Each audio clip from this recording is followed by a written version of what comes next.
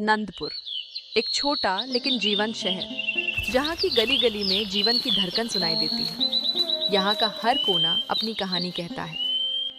अर्जुन एक बहुत ही नेक दिल का इंसान था, जो अपने जीवन को बेहतर बनाने के लिए कड़ी मेहनत करता है। उसकी आंखों में बड़े सपने हैं। मुझे अपना घर चलाने के लिए जल्द से जल्द कोई नौकरी की तलाश करनी होगी। हे भगवान, अब तू ही सहारा है। अर्जुन अपने कल के इंटरव्यू के लिए तैयारी कर रहा था, जो उसे नौकरी के लिए जाना था। मुझे अर्जुन के लिए हमेशा चिंता रहती है। वो बहुत मेहनत करता है। हाँ दीदी, उसकी मेहनत एक दिन रंग लाएगी। अगली सुबह अर्जुन इंटरव्यू देने जाता।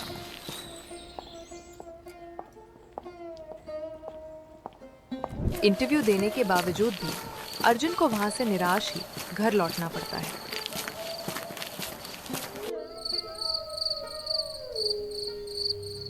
अर्जुन के लिए हर दिन एक नई चुनौती है।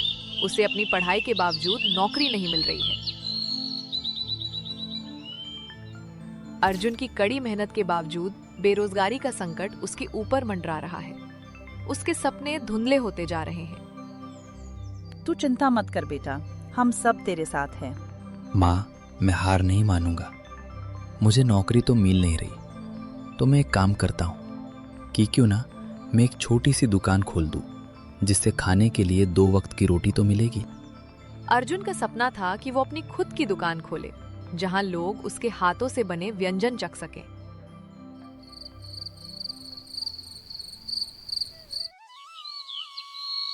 अर्जुन के लिए हर दिन एक नई चुनौती है। अर्जुन अगली सुबह ठेला लेकर बाजार गया।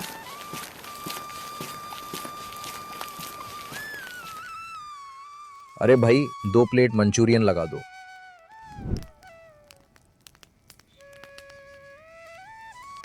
अरे वाह भाई वाह, क्या बात है, मजा आ गया। ये मंचूरियन तो बहुत ही लाजवाब है। पहले ही दिन ठेले की लगाई दुकान से अर्जुन की अच्छी कमाई हुई थी। शाम होते ठेला लेकर अर्जुन घर की ओर लौट गया।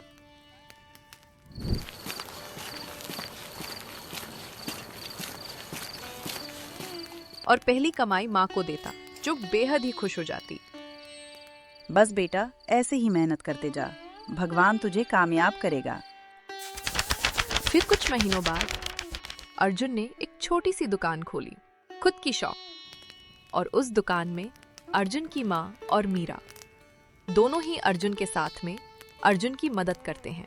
अर्जुन की ईमानदारी और मेहनत ने उसे उसके मुकाम तक पहुंचाया था। अर्जुन की मेहनत अब रंग लाने लगी थी। ग्राहक खुशी खुशी उसकी दुकान पर आते थे। अर्जुन भाई, आपसे एक बात बोले। आपके हाथों में तो जादू है। आपके यहाँ पर हम जब भी मंचूरियन या कोई और चीज खाते हैं तो दूसरी दुकान पर जाने का मन ही नहीं करता। क्यों भाइयों, सही बात है ना? हाँ भाई, आप एकदम सही कह रहे हो। अर्जुन के हाथ में तो जादू है। यहाँ का मंचूरियन खाकर मानो ऐसा लगता है कि हमने घर का खाना खा लिया। स्वाद काफी बढ़िया है। आप सभी का बहुत बहुत धन्यवाद। आपकी खुशी ही हमारी सफलता है। अर्जुन की ये सफलता देखकर उसकी माँ की आंखों में खुशी के आंसू आ जाते थे और मीरा के चेहरे पर गर्व की चमक साफ दिखाई देती थी। उन्हें लगता था कि उनका अर्जुन अब सच में अपनी जिंदगी की लड़ाई जीतने लगा है। मेरा बेटा कितना मेहनती है। किसी ने सच कहा है, मेहनत और विश्वास से सब कुछ संभव है। हर दिन अर्जुन और ज्यादा आत्मनिर्भर बनता जा रहा था। हर दिन उसका आत्मविश्वास और मजबूत होता जा रहा था। अब अर्जुन को खुद पर पूरा भरोसा हो चुका था कि अगर वह इसी ईमानदारी, मेहनत और सच्चाई से काम करता रहा तो कोई भी मंजिल उससे दूर नहीं रह सकती, कोई भी सपना अधूरा नहीं रह सकता। और यही भरोसा, यही आत्मविश्वास अर्जुन को एक साधारण लड़के से एक असाधारण इंसान बना रहा था।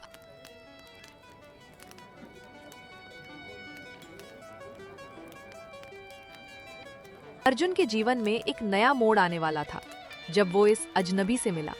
यह तुम्हारी जिंदगी बदल सकता है। ये कैसे संभव है? बिना मेहनत के अमीर बनने का विचार अर्जुन के मन में गहराई से बैठ गया। अगर ये सच है तो मैं इसे कैसे छोड़ सकता हूँ? लालच की ओर बढ़ते हुए अर्जुन ने अपने जीवन की दिशा बदलने का पहला कदम उठाया। तुम्हारी यात्रा अब शुरू होती है। कुछ सालों बाद अर्जुन उस व्यापारी की बताई राह पर चलकर काफी अमीर बन गया।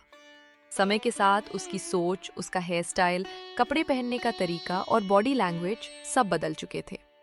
अब वह पहले जैसा नहीं रहा। उसकी जिंदगी मानो नई शुरुआत बन गई थी।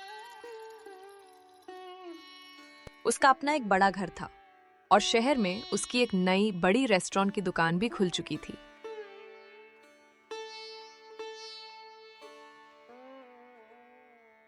और भाई अर्जुन, तुमने तो कमाल कर दिया यार। लेकिन तुमने ये सब कैसे किया भाई? मत पूछ भाई, बहुत लंबी कहानी है। अब मेरे पास सब कुछ है जो मैंने कभी सोचा था। अर्जुन की पहचान अब उसकी मेहनत से नहीं बल्कि उसके धन से है। हाँ यार, भाई तू तो बिना नौकरी के ही अमीर बन गया और हमें देखो, हम तो नौकरी कर रहे हैं फिर भी अभी तक गरीबी ही देख रहे हैं। अर्जुन को अब लगता है कि वो बहुत अमीर है। वैसे मैं तो सब कुछ हासिल कर लिया हूँ, अब और कुछ नहीं चाहिए। अर्जुन को लगता था कि जो कुछ भी उसने पाया है वो उसकी अपनी जिद और सपनों का नतीजा है। अब उसका दिमाग और ऊपर उड़ने लगा था और बड़ा आदमी बनने का सपना उसके सिर चढ़ चुका था।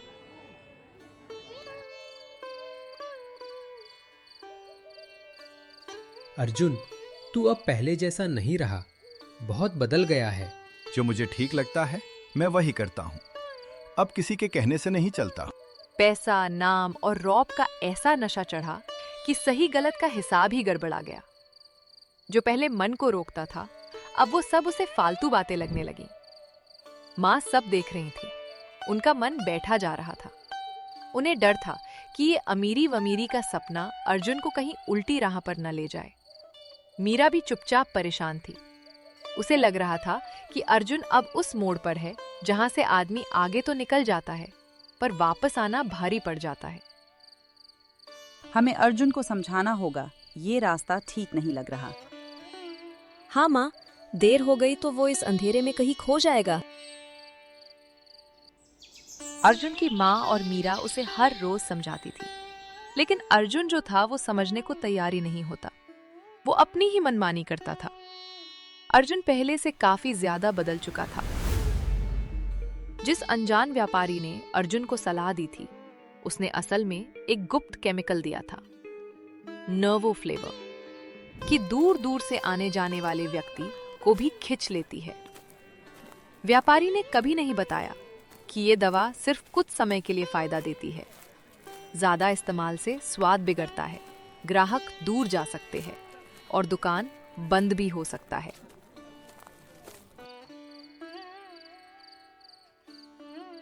मीरा अर्जुन से कहती है, सुनो, आप ये जो कर रहे हो जी, बहुत गलत बात है। लोगों को केमिकल वाला खाना खिलाकर कल को उनको सच पता चलेगा तो क्या होगा? अब तुम हमको सिखाओगी हमें क्या करना चाहिए? कुछ नहीं होगा, टेंशन मत लो। जाओ, जाकर सो जाओ। मीरा की आंखों में आंसू थे, जैसे मानो वह बहुत कुछ कहना चाह रहे हों, लेकिन अर्जुन जो है समझने को तैयार ही नहीं होता। अगली सुबह फिर से वही केमिकल वाली दवा को बासी खाने में मिलाकर अर्जुन ने ग्राहकों को दिया और खाने में दवा के मिलते ही मानव बाहर के जितने भी ग्राहक हैं सभी अर्जुन के दुकानों पर आ गए। लेकिन उन ग्राहकों में से एक ग्राहक अर्जुन का पुराना ग्राहक था, जो काफी ढेर दिनों से अर्जुन के यहाँ खाना खाता था। उस ग्राहक को कुछ अजीब सा लगा खाने में, जिसकी वजह से उसने कहा, अर्जुन के खाने में अब पहले जैसा स्वाद नहीं रहा। पता नहीं अब किस चीज की ये मिलावट कर रहा है। स्वाद बिल्कुल भी ठीक नहीं है। चलो भाइयों, हम किसी दूसरे होटल में चलकर खाना खा लेंगे। लेकिन अर्जुन नहीं मानता। वो मात्रा बढ़ाता जाता है और जो दुकान कभी उसकी पहचान थी वही उसे बर्बादी की तरफ ले जाने लगती है।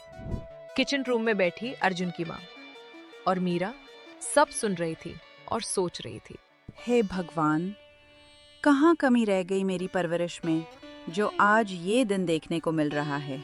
चिंता मत करो माँ, धीरे धीरे सब ठीक हो जाएगा। मीरा को डर था कि अर्जुन कहीं दूर निकल चुका है, जहां से लौटना मुश्किल होगा। लेकिन अर्जुन नहीं रुका। हर रोज वो दवा की मात्रा और बढ़ाता गया। सोचता रहा, आज नहीं तो कल सब ठीक हो जाएगा। ग्राहक आते रहे, दुकान चलती रही, पर स्वाद मरता गया। फिर एक दिन सब कुछ पलट सा गया। उस दिन एक आदमी आया, शांति से बैठा, खाना खाया और कुछ ही पल बाद पेट जल रहा है। अरे क्या खिला दिया रे, खाना खाते ही मेरा पेट जल रहा है।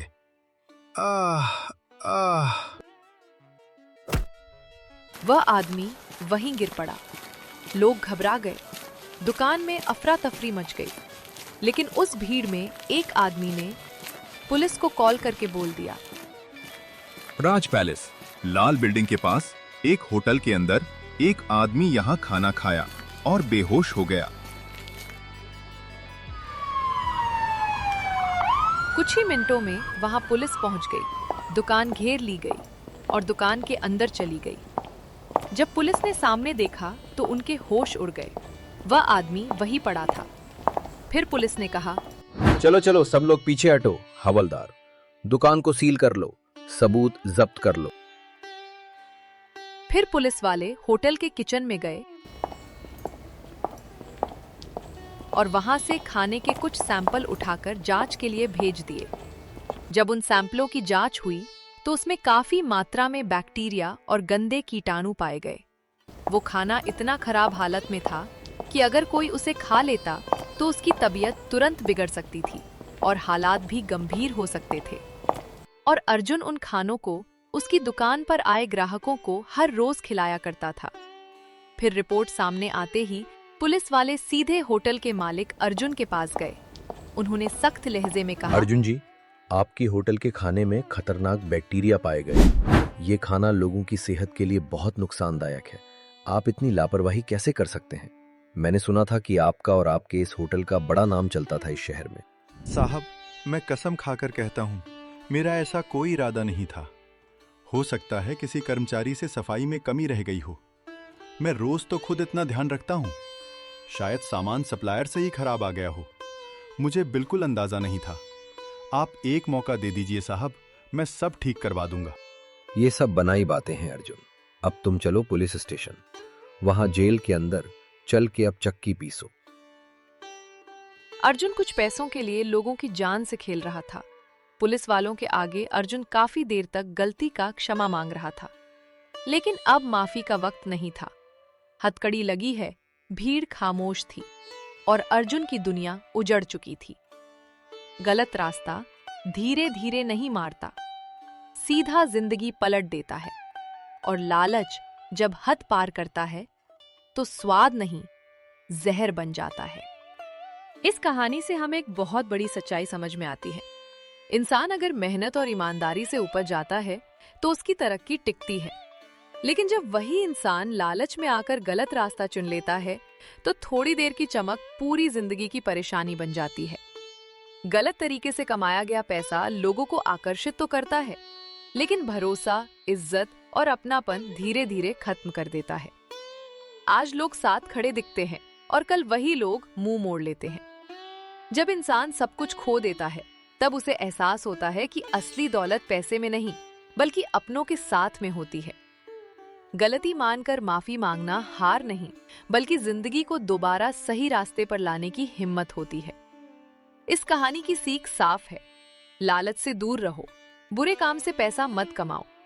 मेहनत और ईमानदारी से कमाया हुआ थोड़ा पैसा भी गलत तरीके से कमाए हुए ढेर सारे पैसों से कहीं ज्यादा सुकून देता है। यही सच्ची कमाई है, यही सच्ची जीत है।